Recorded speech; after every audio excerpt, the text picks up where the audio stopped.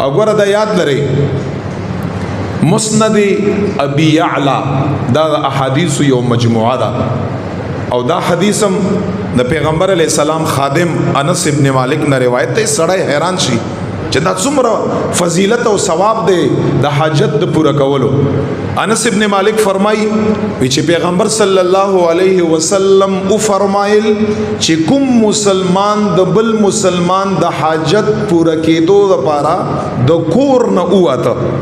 سبئی ذکر نو زما ما پسې आवाज شو چرته زی هغه فلان کی انسان حاجت ته غول پورا کوم یا په ټلیفون یا داسې نبی علیہ السلام فرمای چې دای قدم گدی هم پتک کی هم پر اتک کی په هر قدم باندې رب لا یزال 70 نه کې ولور کی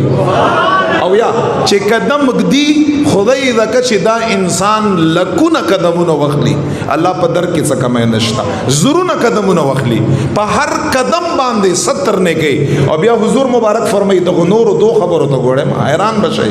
حیران بشي انسان نخلو او سترګې کولاو پاتې شي دا څومره ثواب دی. نبی علیہ السلام څه فرمایي چې بیا چې کله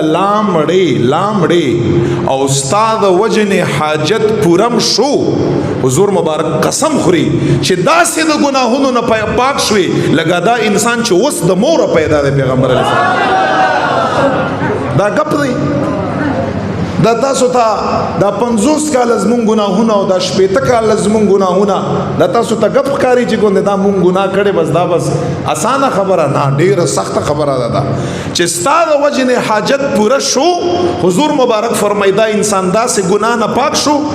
لگا دا اوس چې مور نه پیدا شو مور نه دا سه ګناه نه پاک. او دریم نمبر خبره څه ده دریم نمبر خبره دا حضور مبارک فرمایي چې کده دا حاجت پوره کاوه او دې په غلیار کې مړ شو مثال کے طور پہ کہ حاجت یہ پورا کا ژوندې پاتې شو ګناهونو نه پاک شو چې زی او راضی په هر قدم باندې او یا نه کې ورته ملاوږي خو که مثال دا حاجت یہ پورا کاوه په دغه حاجت پورا کولو کې دې مړ شو حضور مبارک څه فرمایلی څومره خوش قسمت دی ادخله الله الجنه بغیر حساب رب لا یزال بالقیامت پر ورځ باندې بلا حساب کتاب جنت ته داخلي بغیر ده اگر 70,000 کسانو کې بتمه چکم بلا حساب و کتاب جنت لذی یو بتم پاگے کی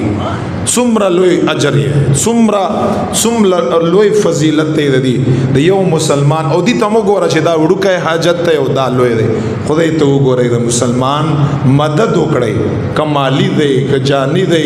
بس ته خپل معاشره باندې پويږي خپل کور کلی باندې پويږي دوست باندې پويږي حاجتمن باندې پويږي څومره چې تکړه شي او وکړه کته وای چې ټول نشم کولای لګم نکوما دا غلطه خبره ده چې ټول نشه کړای نیم وکړه چې نیم نشه کړای ربع نشه کړای د اغه نصف وکړه